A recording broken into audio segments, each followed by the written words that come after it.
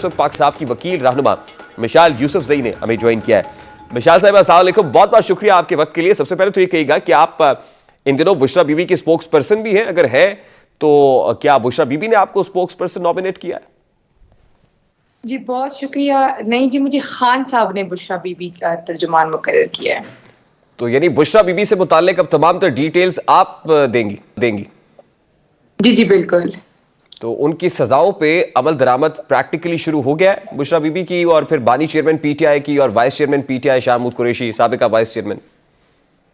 जी जी बिल्कुल, जैसे ही सजा सुनाई गई तो बुशरा बीबी साहिबा ने अडियाला जेल आकर अपनी गिरफ्तारी दे दी थी, जिससे अडियाला जेल के हुकाम परेशान हो गए थे। उन्होंने कहा कि अभी तो जज साहब ने सिर्फ जुबानी सजा सुनाई है, तहरीरी हुक्मनामा नहीं आया हुआ, ना ही आपकी वारंटी गिरफ्तारी अभी तक निकले हैं, तो हम आपको अरेस्ट नहीं कर सकते।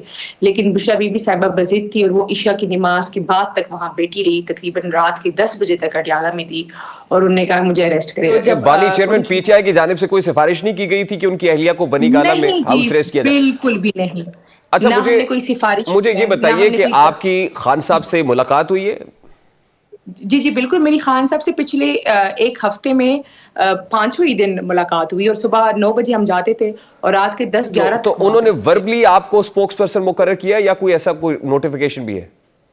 जी जी, उन्होंने उसी टाइम कह दिया था कि मशाल ऑफिशियल स्पोक्स पर्सन है बुशरा बीबी साहिबा के लिए, और उन्होंने बैरिस्टर गौहर साहब से भी कहा, लेकिन चूंकि आपको पता है intra party election supreme court ने अभी तक खलदम किया है, तो उस वजह से नोटिफिकेशन ड्यू है। इंशाल्लाह इलेक्शन के फौरन बाद हम इंट्रा पार्टी इलेक्शन करा रहे हैं और उसके बाद नोटिफिकेशन हो जाएगा। अच्छा, उससे पहले बड़े प्रॉब्लम्स है ना पीटीआई के लिए, बहुत सारे चैलेंजेस है। देखिए अब तो इंतखाबात कोई 48 घंटों की दूरी पे है और मैं ये देख रहा हूं कि 266 अगर कौमी असम्बली की नशस्तें हैं तो उस पर पाकिस्तान तहरीक इंसाफ के कुछ 612 उम्मीदवार है और अगर 593 प्रोविंशियल असम्बली की सीटें तो 1777 कैंडिडेट्स हैं जो खुद को पीटीआई का कैंडिडेट बताते हैं। तो कल आखिरी डेट थी कि जब ये नॉमिनेशन पेपर्स विड्रॉ कर सकते थे, विड्रॉ नहीं किए गए, तो खुद ही कोलेटरल डैमेज नहीं कर रहा है पीटीआई के अंदर?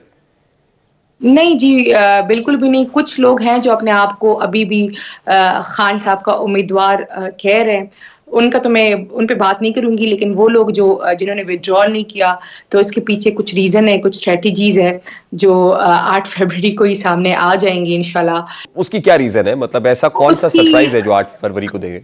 उसकी बहुत बड़ी साइंस है और वो जो साइंस है उसकी, वो 8 फरवरी को ही सामने आ जाएगी। आप प्लीज मुझे उस दिन पूछिएगा, मैं आपको जरूर बताऊंगी। और आप समझते हैं कि इससे कोई कंफ्यूजन नहीं होगा, आपके वोटर सपोर्टर को कंफ्यूजन नहीं होगा कि वोट किसको कास्ट करना है? जी जी नहीं, बिल्कुल नहीं। बाकी जो हल्का है ना, उस हल्के के बच्चे को पता है कि खान का यहाँ पे कैंडिडेट कौन है और उसका निशान क्या है, और उससे कोई कंफ्यूजन नहीं होगी, नो मैटर व्हाट वो कोई रूरल एरिया है या अर्बन एरिया है, लोगों को बताने में भी कोई प्रॉब्लम नहीं होगा।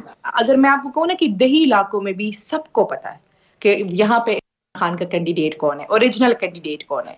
और वो तो आपको पता है कि खान साहब के ऑफिशियल फेसबुक पेज पे भी कोई मैसेज कर दे तो वहां पे